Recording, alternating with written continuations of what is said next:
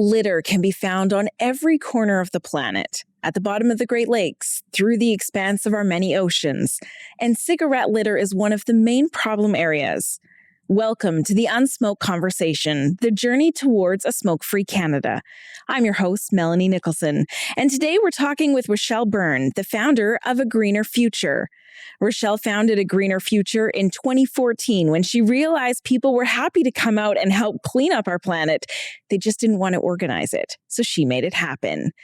What started small has grown to a powerful movement with more than 100 litter cleanups every year along Lake Ontario alone.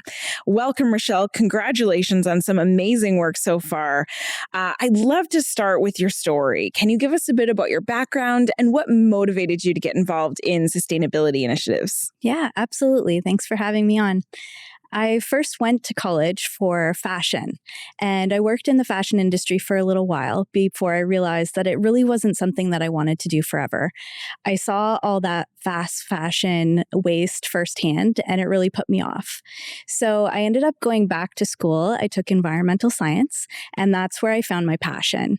I learned so much about our connection to everything in the environment, as well as it helped me understand my personal impact on the environment. I started doing litter cleanups because I figured that was a really easy way for me to help the environment and do something that, it meant something to me, and it was helping the community as well. And that ended up snowballing into a nonprofit organization. And there we have A Greener Future, right? Yeah. So what impact has that organization had in terms of from where you started to today? So I started back in 2014, so it's been 8 wonderful years. And I originally started without even realizing that I was going to become a nonprofit to pick up 1 million pieces of litter. That was my original goal. And I had no idea how long that would take, but I used a data sheet. I was tracking what I was picking up. And every time I went out, I got a little closer and a little closer to that goal. And people were coming up and asking me what I was doing, and they wanted to be part of it. They asked if they could make a donation. And that's when I started to kind of figure out that there was a little bit more to this than just picking up litter. So I guess I just kind of put all of that together, and I wanted to see where it would go. So I started applying for funding, for grants and funding. I incorporated as a nonprofit, and over the past 8 years, things have just kind of continued to expand because there's so many people that want to do something, and it can be really difficult to find something that is simple to do, but also makes an impact. So it's been really good. I've met so many amazing people. And although cleanups are our main focus, we've learned so much about the environment through doing these cleanups. So we learn about contamination, where the waste is coming from, waste processing, so like recycling and composting and how all that works, as well as waste reduction. So now we're doing a lot more when it comes to education, because there's a lot of unknowns when it comes to waste. We put our stuff out at the curb and then it's gone. But there is a lot that we can do to make things better when it comes to waste, including saving resources and keeping waste out of the environment. So it took 4 years to pick up the first 1 million pieces of litter. But back in 2021, last year, we picked up 1.5 million pieces in just 1 year because we have so many volunteers now. That's amazing. Yeah. How do you count it? Just out of curiosity, what does that process look like? It takes a little bit of work. And I think that's the part where, over the past 8 years, we've gotten more proficient at it. So we do have a tally sheet, and we have trained staff that can easily categorize things, and that helps us separate things out so that we can actually recycle them as well. We don't want to send everything to the landfill if we don't have to. So it's really interesting to kind of sort the litter and categorize it, see what we actually found, because we do find interesting things too. So it's kind of a little bit of a treasure hunt when we're out there picking up litter. So with that tracking, you've been able to then determine some of the big problem areas. cigarette butts being one of the problem areas. Is that really where some of these other initiatives and programs came out, such as the Butt Blitz program? Yeah, absolutely. Because we can really see what the problem items are through our data, and then we can create targeted programs. So the Butt Blitz is exactly that, a program that's focused on cigarette litter, because that is the number one thing that we pick up. Everywhere we go, we're very likely to see a cigarette butt on the ground. And over time, we've just gotten used to it. We're used to them being there. So a lot of people walk right by them and they don't see them anymore. But when we created this program, it kind of opened the doors for conversation on cigarette butts and it being a type of litter that is commonly accepted by society.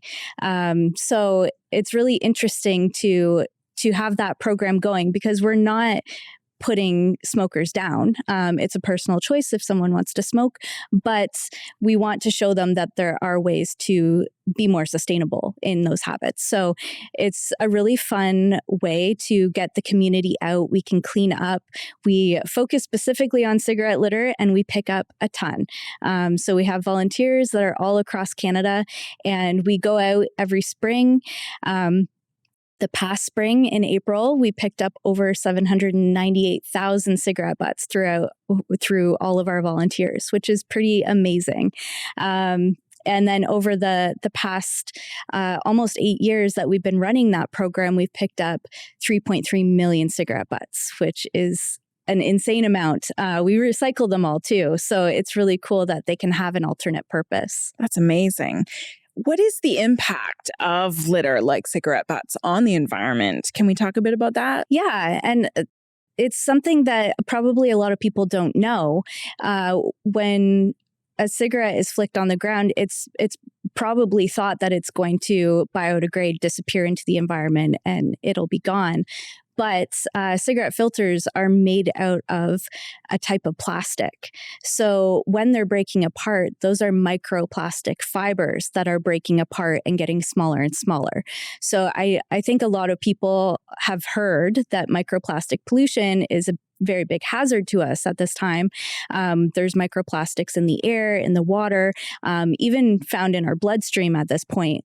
So it's something that we really need to think about. And when there's millions or trillions of cigarette butts being littered around the globe, that's a cause for concern, because that's a lot of microplastic that is ending up in the environment. And with those cleanups, the more people we can get out to volunteer and to support some of these efforts, supports your organization and supports our planet. How can people volunteer to help clean up the cigarette waste? Yeah, so for our Butt Blitz program, we open up registration each spring, usually in March, because we run it throughout April.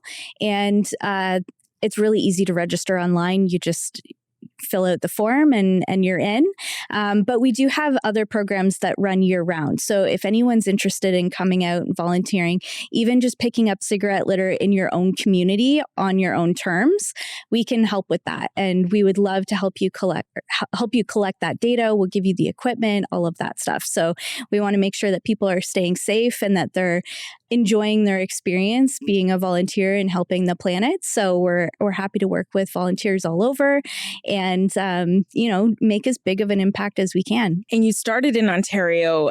Are you reaching further across the country for people to get involved in these different ways? Yes, absolutely.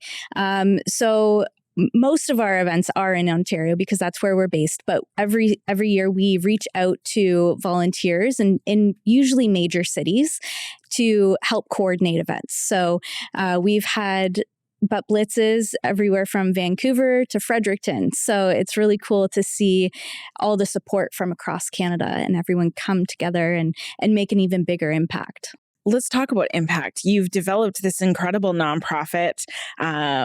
Looking forward, looking to the future, what is the impact you want to make? It's been such a fun journey to be in this role because I have learned so much and I've met so many amazing people along the way. And I have to say, I definitely would have quit picking up litter a long time ago if it wasn't for all of the learning and experiences and people that kind of keep me going and keep me motivated.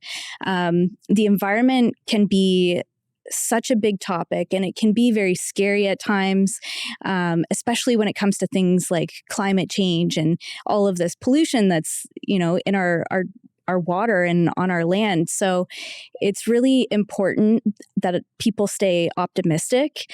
And that can be really tough when it comes to the environment. So for me, I really just hope to be able to provide opportunities for people to take action in their everyday lives. I want it to be easy, and I want them to feel good about it, because that will empower them to want to do more. And that's exactly what happened with me. I wasn't always an environmentalist, but now, through all of the small changes I've made in my life, I just feel like I'm doing what I can. And I think if everybody had that mindset where they did a little bit here and a little bit there, we would be in a much better place when it comes to environmental sustainability. And I think everyone could use a little bit more optimism, and I'm here to do that. I think that's fantastic. And yes, we can all use a little more optimism and community coming together. Thank you so much for joining us. Such an important part of the conversation. And we appreciate you being here. Thank you.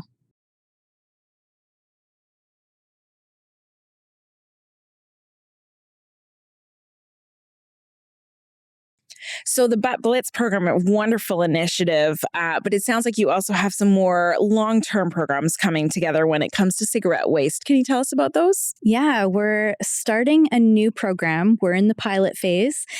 So we haven't quite figured it all out yet, but we're really excited about it, because the thing that we find most often, the question that we get most often is, how can we prevent cigarette waste from ending up in the environment in the first place? Because it's great to go out and pick up all of those cigarette butts, but wouldn't it be wonderful if they weren't there? So we decided that we would pilot a recycling program where smokers in the community will give them a bucket. They can fill it with their cigarette butts, and then we take it away, give them a new bucket, and we recycle all of those cigarette butts for them. We want to make it really easy and accessible for people to recycle their cigarette waste.